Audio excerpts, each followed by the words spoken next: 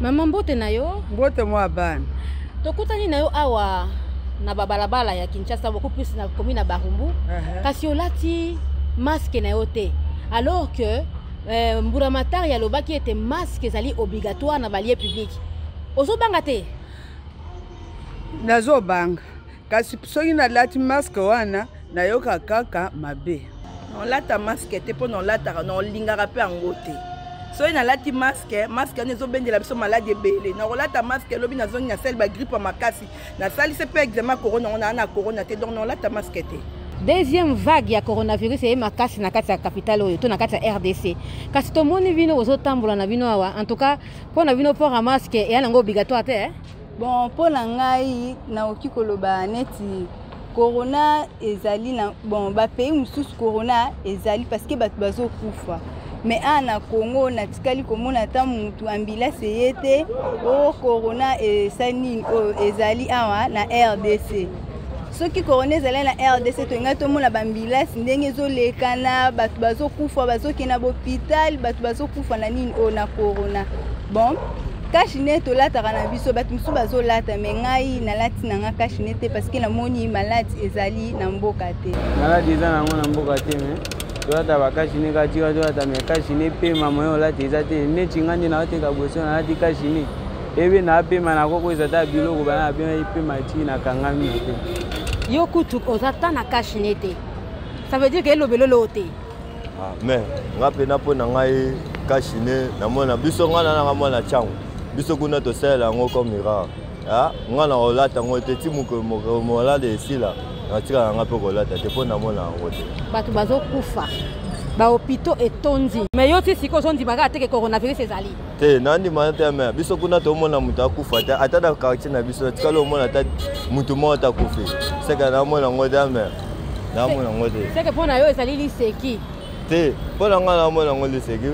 Batika biso nde to luka mbongo balongola na couvre-feu balongola na makamba bakashine tokza na dia mboka to landa mboka normal kashine to landa mboka te pona kashine mboka ekene ya lala ame bacha na kashine mupanzi batika makamba maladi mupanzi so na sima maladi wana yango to bénéfice na mboka batika biso to kisa mukambole kana normal to za vibia to lia bien to za à l'aise po kashine na kola ta kashine boso na liete. Na kangami pe mana okufa. Balobi vaut mieux masque que respirateur.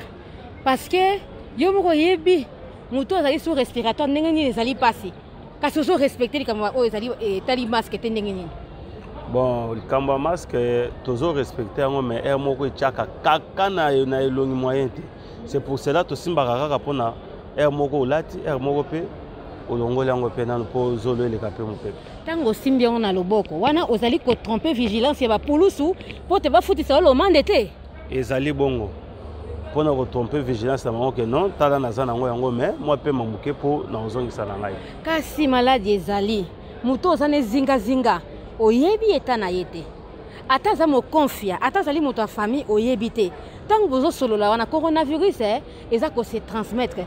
Eza ko bangisa yo te. E bangi saka nango mais mingi na lingaka soki naza pembeni na bato nazala nango na zolo so mais soki naza pembeni na bato te nasima ngo na maboko po na respirer quand même mopepo eza naturel.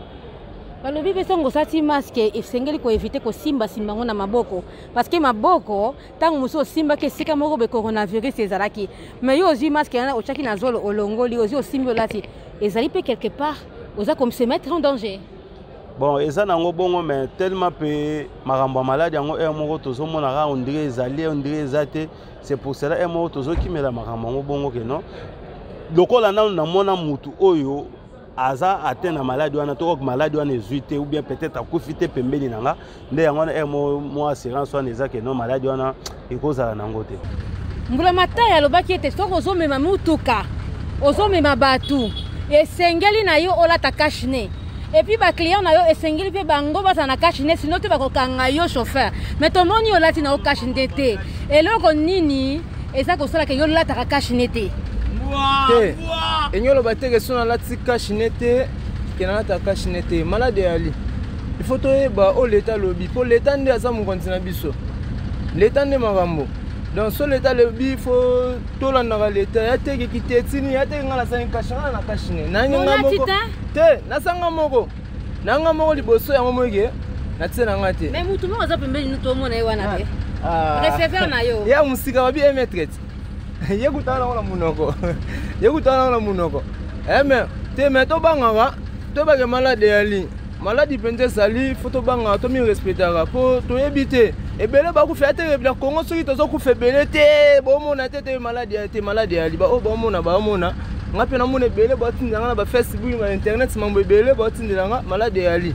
tomona bandeko mosusu ya mboka kilikinde bakufa efo tomi se projete donc pardon tomibatela kasi ntango oyambaka baclient okotisa baclient na kati ya mutu oexigaka bango kolata cache-nez nga mpena awa neti nga liboso lobaki receveur neti nga mpena liboso ame nayebisa mpe receveur fa bakota ifo tala cache-nez na bango nga mpena liboso cache-nez so oza nango tomata te cache-nez nde mama eloko etekama na soki 200 francs ya pamba 200 francs ese mutu mena kozanga 200 francs esa mosala loka mosala asanga olata cache-nez abien te mosu munoko no mpe koza solo mais cache-nez na mpe ya mosu donc ye protege ata munoko na solo wana moyebi so tokango eza te mais biso tomoni olati cache-nez na mbanga awa na mbanga eza kaka moye kaka ya kokosa bapulusu ke na cache-nez bofutisanga lomando te non c'est pas ça les points c'est quoi tant tozoya na mutuka na baclient moko soki osengi mbongo bien oyebisi client likambo azoyoka te il faut kisaya mo cache-nez mpona koyebisa likambo c'est ça le problème kasi ntango yo okitisi cache-nez mpona koyebisa likambo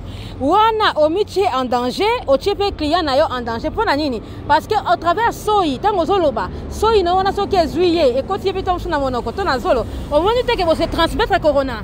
Non, quand je parle, je suis en distance avec lui, peut-être. C'est ça le problème. Na cause à distance, na cause le bâtiment pembeni nae, na kisamuke na matisi, c'est ça. Pour un masque, ils allaient prévenir peut-être un risque de la transmission. Tout le monde quand même olati masque na yo, mais pas tout le monde pas respecter en côté.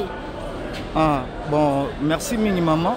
Likambo wana vraiment ezo sala biso ba misusu pasi parce que ningo moninga na lati ya ngwawa.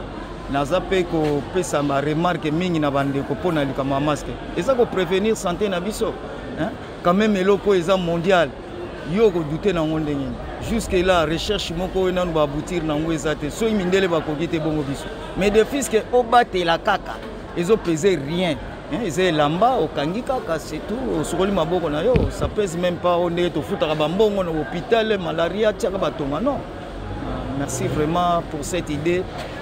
C'est normal, même na bazandu okoleko kuti batu aza sans masque azotekela yo mosombi pe sans masque finalement toujours comprendre te biso tolingi na lati masque parce que eza raison mo réservement valable pour la masque parce que kolandisana no mokonzi ya mboka abetaki motindo yo lobake tout la ta masque pour na ba bien la biso moko na lati yango te pour na raison quelqu'un qui me pour na ko semi protéger pour na batela bandeko oyo nazana bango yango na lati masque.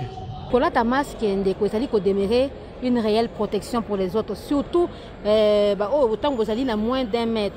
Mais tout le monde peut avoir masque correctement et comme il y a menacé à mon correctement, c'est bon.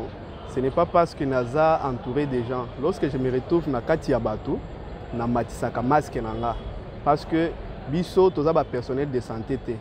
Biso toza kolanda c'est que les personnels de santé baza ko pesa biso. Tant qu'on va intervenir, si on a un masque pour se protéger, au milieu des gens, il faut toujours qu'on ait un masque. C'est ainsi que ceux qui se retrouvent place on a zangamoko, on a quitté ça pour permettre à ce qu'ils respirent quand même l'air ambiant. Alors ceux qui ont un masque, on a un masque.